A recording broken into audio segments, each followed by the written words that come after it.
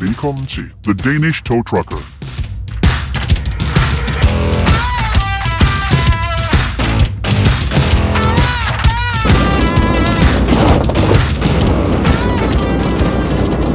Hej og velkommen til en ny episode af The Danish Tow Trucker. Den her video den er optaget faktisk samme dag som GTA på glatis er. I det den er optaget samtidig, hvor at GTA på glatis er optaget. Det gør jo så, at videoen er faktisk ret gammel. Derfor så er mine metoder og teknikker blevet meget bedre siden da. Og det her det er jo første dag, jeg er ude at køre Uniman selv. Jeg har kørt den almene autohjælp, men Uniman var ikke lige det, jeg havde kørt allermest af. Det vil sige, at jeg skal også lære at finde ud af, hvordan den her Uniman den fungerer. Jeg kan godt se, at der er håndtag, der er nogle knapper, man kan trykke på. Men man lærer jo først rigtigt at køre de ting her, når man kommer ud og prøver det selv.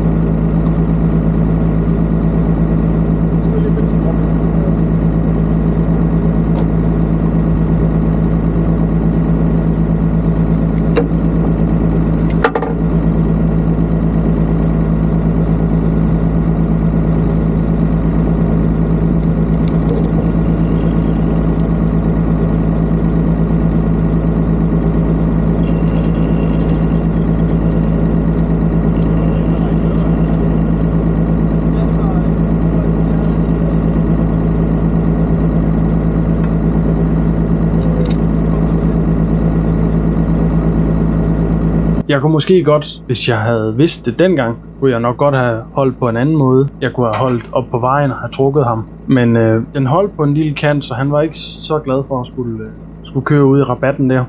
Derfor valgte jeg sådan set bare at holde her på siden af ham, og så bare trække ham op. Jeg aftaler med ham, spørger ham selvfølgelig, fordi jeg vil ikke ødelægge noget. Jeg spørger ham, er det okay, at jeg tager fat i feltet, fordi det bliver noget nemmere at trække det op på den måde, så kunne jeg trække ham helt sidelæns.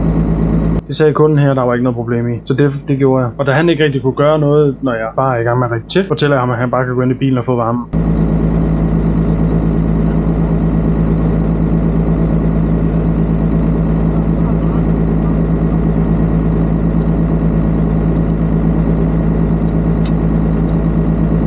Så har jeg kørt stroppen ind igennem feltet og sat krogen i, og det er jo ikke en tung bil.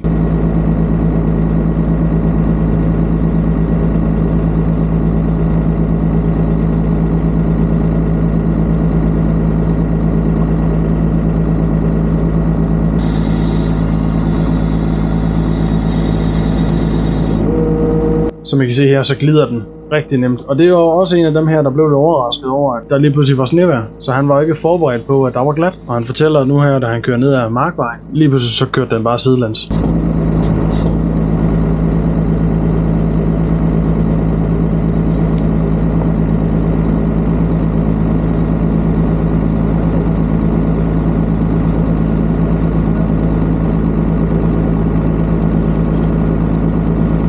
Men i og med, at jeg ikke har særlig meget erfaring inden for det her, i hvert fald ikke på det her tidspunkt, er mine metoder også lidt anderledes dengang er nu.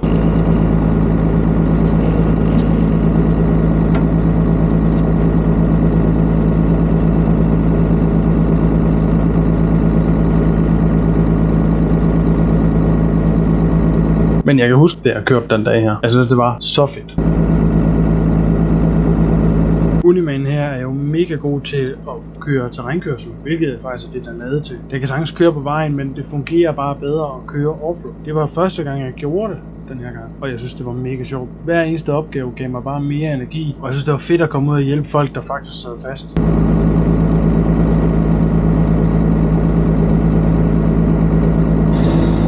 holder bare stadigvæk på rampen. Jeg beder om holde på bremsen, fordi så ved jeg, hvordan bilen den reagerer. Hvis jeg nu sætter den i frigear, så kan det være, at den begynder at trille. Så begynder wirene at dreje rundt og sådan noget. Det er der ikke nogen grund til. Derfor siger jeg, at han skal bare holde på bremsen. Så ved jeg også, at den triller ikke nogen steder, når jeg hiver i ham, eller når jeg slipper.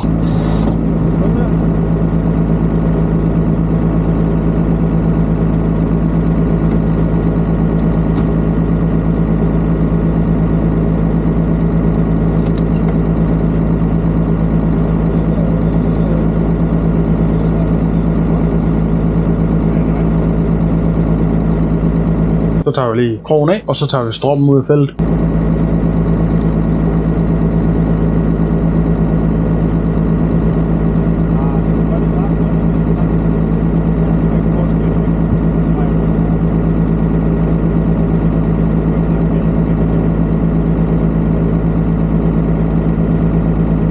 Står vi lige og vurderer lidt, hvordan det ser ud over på den side der. Han holdt ret godt nede i kosten der. Han kunne selvfølgelig ikke komme op selv.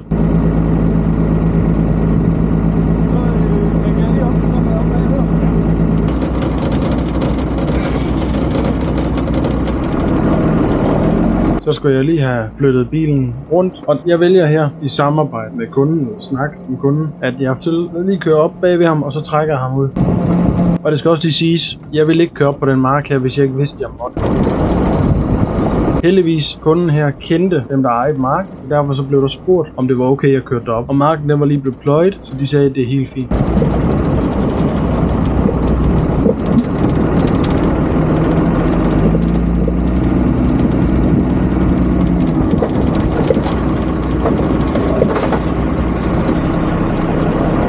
Og så var det også bare lige at bakke ned til ham her.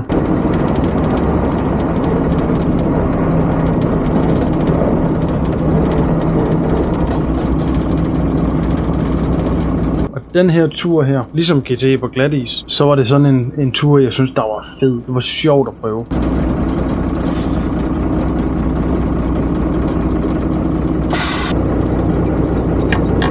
En hel dag, hvor jeg bare skal køre rundt i den her, det er fandme mere.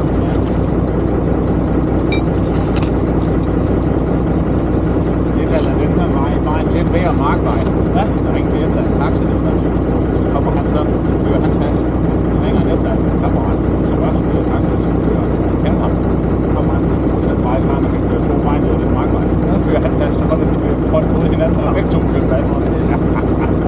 En af de sjove ting er, når man kommer ud til de kunder her, der kan man godt få nogle sjove historier, fordi de oplever, ligesom mig, oplever de jo nogle sjove ting ude på vejen en gang imellem, og det samme gjorde jeg her. Så det er altid sjovt at få en god snak med en kunde, få nogle sjove historier, og det er lidt anderledes. Men det er faktisk det, jeg godt kan lide ved at køre afstand.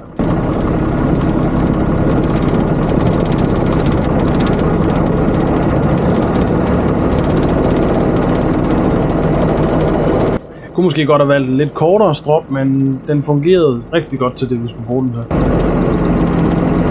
Jeg tjekkede selvfølgelig både venstre og højre, der ikke kom nogen biler, og så kørte jeg stille over. Jeg havde også aftalt med kunden, hvad vej han skulle. Så var der ikke nogen grund til, at jeg trak ham den forkerte vej.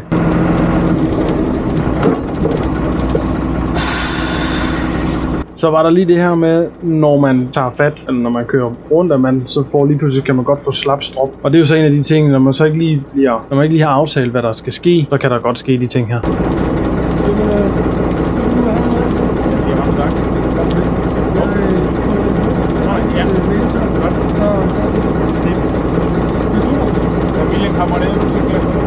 Og så var kunden meget glad, som I kunne se, gav han mig hånden og ønskede mig god dag.